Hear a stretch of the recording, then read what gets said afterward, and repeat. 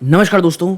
दोस्तों, तुरंत वीडियो को लाइक करके चैनल को सब्सक्राइब कर लें और ऑल नोटिफिकेशन दबा लें, क्योंकि ये जो पूरा वीडियो दोस्तों ये एक बहुत ज़्यादा कंटिन्यूटी में रहने वाला है। यहाँ पे वीडियो हम डिस्कशन करेंगे जिस प्रकार की एक बड़ी गिरावट आ चुकी है वो क्यों आई है, और जो सबसे मेन इंपॉर्टेंट पार्ट इस ओवरऑल वीडियो का रहने वाला है वो है उसका रिपरकशंस शिपिंग इंडस्ट्री में, मिडिल ईस्ट के इश्यूज़ को लेकर के, और last but not the least एक ऐसी चीज़ के ऊपर जिसके ऊपर बहुत कम लोग बात कर रहे हैं। तो यहाँ पर रीज़न की चर्चा हम नहीं करने वाले, जो एक रिपरकशंस बहुत बड़ा दिख रहा है आने वाले समय में, जो आने वाले कुछ महीनों में बहुत साफ स्तरों पे देखने को मिलेगा, यहाँ पर उसकी चर्चा की जाएगी। तो प्लीज़ वीडियो को लाइक करके चैनल सब्सक्राइब कर दीजिए ताकि यूट्यूब औरों को भी रिकमेंड करे। देखिए, अब चलते हैं एनालिसिस की तरफ। मैं ये वीडियो लगभग 2 बजे के आसपास रिकॉर्ड कर रहा हूँ दोस्तों। 2.47% की गिरावट आपको निफ्टी दिखा चुका है। ओके, और ये तो शुरू की है, जब बाजार ओपन हुआ था ना, आप देखें आज का जो लो लगा है, 1 मिनट, आज का जो लो लगा है आप देखेंगे 23,893, ये आज का लो लगा हुआ था।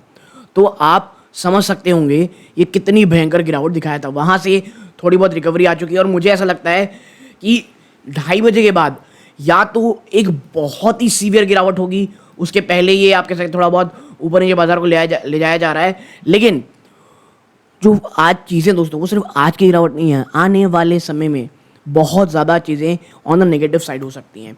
और आप देखें जापानीज़ मार्केट को, इसकी तो हालत ख़राब है। आप देखें, ये देखिए गिरावट, ये जब बंद हुआ इसका बाजार मेरे ख्याल से 1987, जी हाँ 1987 के बाद एक दिन में सबसे बड़ी गिरावट ये स्टॉक दिखाया था। ओके, तो विश्व के बाजारों का ये हाल है। लेकिन अब आते हैं, गिरावट तो हो रही है। अब मुझे ऐसा लगता है ओवरऑल आप में सबको एक चीज़ तो पता होगी, मिडिल ईस्ट में वॉर हो रही है, जापान ने अपना इंटरेस्ट रेट बढ़ा दिया है, यूएस में रिसेशन की बातें हो रही हैं, इंडिया का मार्केट बहुत ओवर वैल्यूड है। तो ये 3-4 रीज़न मोटा मोटी आपको पता है कि यही एक कारण है, ये कारण इस गिरावट हो रही है। तो उसके ऊपर कोई बहुत बात करने की उतनी आवश्यकता नहीं, करूँगा वीडियो के लास्ट में। बट जो रिपरकशंस, जो रिपोर्ट्स निकल के आ रही हैं, S&P 5 जो S&P ग्लोबल है वो कुछ रिपोर्ट्स निकाल रही हैं, मेनली जो शिपिंग एंड आप कह सकते हैं जो आप कह सकते हैं एक्सपोर्ट किए जाते हैं, उसको लेकर के क्या इश्यूज हो रहे हैं। देखिए, एक एक करके चर्चा करेंगे। Shipping a major headache ahead, ऐसा क्यों कहा जा रहा है? देखिए, ये मनी कंट्रोल का आर्टिकल से मैंने उठाया दोस्तों डेटा। S&P रिपोर्ट के अनुसार एडेड कि जो ग्लोबल मैन्युफैक्चरिंग PMI है दोस्तों, जो किसके स्पॉन्सर की गई थी, JP मॉर्गन की तरह, एंड कंपाइल्ड बाय S&P, आप कह सकते हैं global market intelligence showed worldwide supply chain has been increasingly adversely affected in shipping delays in July. जो जुलाई का मंथ गया है दोस्तों, वहाँ पर जो ओवरऑल जो सप्लाई चेन है दोस्तों वर्ल्ड वाइड, वो बहुत ज़्यादा इशू फेस कर रही हैं, और ये शिपिंग डिले शो कर रहा है ओवरऑल जुलाई में। ओके, तो इसकी चर्चा बहुत ज़्यादा कम की जा रही है। इतना ही नहीं, जो शिपिंग डिले है दोस्तों, ये जो ग्लोबल एक्सपोर्ट ऑर्डर है ना, उसको भी लगातार घटा रहे हैं। इसके साथ ही साथ जो हायर शिपिंग रेट्स है दोस्तों, the effect on production cost intensified. अब भैया, जब आपका ट्रांसपोर्टेशन कॉस्ट ही बढ़ जाएगा तो आपका प्रोडक्शन कॉस्ट बढ़ेगा ही इनडायरेक्टली, तो वो भी लगातार बढ़ रही है। और आने वाले महीनों में, मैंने कहा था ना, आने वाले महीनों में आपको ये फैक्टर देखने हैं कि भैया ये जो शिपिंग इश्यूज हैं, जो सप्लाई चेन इश्यूज हैं, ये कब तक जारी रहेंगे।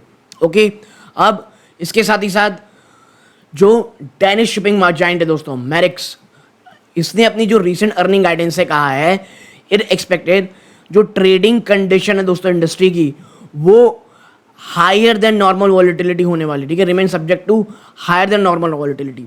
देखिए, एक तो शिपिंग इंडस्ट्री, जो एक्सपोर्ट इंडस्ट्री, वो थोड़ी बहुत वॉलिटाइल रहती है ऑन एवरेज डेज, लेकिन नॉर्मल सी बहुत ज़्यादा आपको यहाँ पे वॉलिटिलिटी दिखेगी, गिवन द जो रेड सी सिचुएशन है और जो लैक ऑफ क्लैरिटी है सप्लाई और डिमांड में Q4 में।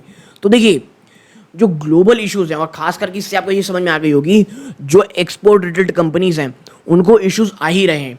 आप देखें, जो फ्राइट के रेट्स हैं और जो इंश्योरेंस है, ये अब बहुत महंगे हो चुके हैं कोविड पेंडेमिक के बाद से। तो shipping necessary avoiding the Red Sea, क्योंकि भैया अब जो भी शिपिंग लोग हैं वो रेड सी को अवॉइड कर रहे हैं और केप ऑफ गुड होप के थ्रू जाने की कोशिश कर रहे हैं। अब भैया, जहां आप धीरे से निकल जाया करते थे या रेड सी से, अब आपको अफ्रीका के, साउथ अफ्रीका के नीचे से जाना पड़ रहा है घूम के, तो आपको पता ही कितना टाइम लगेगा, और ये चीज़ आपके कॉस्ट ऑफ प्रोडक्शन में ऐड होगी ही। और ड्रूज वर्ल्ड कंटेनर इंडेक्स उसने लास्ट वीक में इंडिकेट किया था कि जो कंटेनर शिपिंग रेट्स है दोस्तों, ये लगभग 5378 पर 40 फुट कंटेनर हो चुके हैं, ठीक है। लेकिन देखिए, दो ये अभी भी हाफ रेट के हैं पेंडेमिक के 3 साल पहले से, ठीक है। लेकिन ये कहा जा रहा है, बट आगे अगर हम पढ़ेंगे, वेरी इंडिकेट कर रहा है दोस्तों, while spot rate might have peaked, continuous shipping disruption will keep a floor under the spot rates for some time। देखिए, जब ये आप रेड सी का सुन ही रहे हैं और मिडिल ईस्ट में जिस तरह की वॉर दिख रही है, अगर वो भी ओपन हो जाता है तो भगवान ही मालिक है कि आगे क्या होगा हमारी एक्सपोर्ट रिलेटेड चीज़ों का, हमारी जो शिपिंग चीज़ें उसका। और जो नॉर्मलाइजेशन एक्सपेक्ट किया जा रहा है दोस्तों फ्राइट रेट्स का, जो जून में यूएस सीज पर रेजोल्यूशन फायर किया था, has now been appended by this month development in Israel, Gaza और लेबनान। अब भाई साहब वहाँ पे जो सीज फायर हुआ उसको अब काउंटर इफेक्ट क्या करेगा, ये जो इजराइल, गाजा, लेबनान में हो रहा है, इसके साथ ही साथ जो ईरान अब वॉर करने की बात कर रहा है इजराइल के साथ। अब आप देखें, जो शिपिंग इंडेक्स है जुलाई का, वो 2.5% ऊपर था मंथ ओवर जून। और आप देखें यहाँ पे शिपिंग इंडेक्स जो कहता है दोस्तों, sub index for far east export to Europe and the US had also gone up 12.6% in July. और ये क्या इंडिकेट कर रही है तमाम चीज़ें कि आने वाले समय volatility in spot rate might spill over to long term rates. आने वाले जो लॉन्ग टर्म रेट्स हैं उसमें आपको ह्यूज वॉलेटिलिटी दिखेगी, ओके। तो ये हो गई आपकी शिपिंग इंडस्ट्री को लेकर के बातें, ठीक है। और ये चीज़ें अब ट्रेडर्स के अमंग बहुत ज़्यादा अनसर्टेनिटी है। वर्ल्ड बैंक की स्टडी के अनुसार आप देखेंगे इन अप्रैल इस साल में कि how much geopolitics and the crisis in the middle east was having on global shipping freight when stated. अब भाई पूछा गया वर्ल्ड बैंक की स्टडी में कि अप्रैल में ये जो तमाम चीज़ें हो रही हैं इसका असर क्या होगा ओवरऑल। तो देखिए, जो रेड सी है ये एक वाइटल मैरीटाइम दोस्तों है, जहाँ से 30% ऑफ ग्लोबल कंटेनर ट्रैफिक आता है, is in the middle of an, ये एस्केलेटिंग शिपिंग क्राइसिस के थ्रू गुजर रहा है। तो भाई साहब, जहाँ से 30% के आसपास आपका माल आ रहा है वहाँ पे आपके इश्यूज हो जाएंगे, तो आप क्या करोगे आगे, ठीक है। इसके साथ ही साथ जो मिडिल ईस्ट में कॉन्फ्लिक्ट चल रहा है दोस्तों, that led to an commercial vessels in recent months has precipitated a dramatic slump in maritime activity, ठीक है। अब भाई कोई जान जोखिम में डालकर धंधा करेगा नहीं, और यही एक बहुत बड़ा कारण आपको देखने को मिल रहा है, ठीक है। तो ये तमाम की चीज़ें हैं, और पॉज करके आप पढ़ना चाहते तो पढ़ सकते हैं, जो इंपॉर्टेंट पॉइंट है मैं अब साथ कर रहा हूँ। अब आते हैं मेन इश्यूज़ को लेकर के, इजराइल ईरान वॉर। तो देखिए, आपको पता होगा Israel killing of Haniyeh will lead to delay in any potential negotiation with Hamas. अब जैसे आपने ईरान में भैया हमास के लीडर को मार दिया, अब जो थोड़ी बहुत नेगोशिएशन चल रही थी वो भी अब खत्म होने की कगार में होगी। और यहाँ पे देखें, जो सेन war is currently set to be based in Gaza, but Israel has been unable to pin him down enough to take extreme measure. देखिए, अगर हम इन तमाम चीज़ को छोड़ दें, आप एक बात समझिए, इजराइल अभी किससे लड़ाई किया, आपको पता है भैया, गाज़ा में वॉर चल रही है, हमास से जो अटैक किया इजराइल में, फिर उन्होंने लेबनान के साथ भी लड़ाई हो गई, हिजबुल्ला भी वहाँ पे उतर गया है। अब आप ईरान के साथ भी डायरेक्ट कॉन्फ्लिक्ट में आ रहे हैं, ईरान आने वाला है कहा जा रहा है, कह सकते हैं यूएस के मेरे ख्याल से चीफ भी वहाँ कुछ पहुँचे हुए हैं, ऐसे कुछ बहुत बड़े अधिकारी हैं डिफेंस के, वो भी वहाँ पहुँच गए हैं।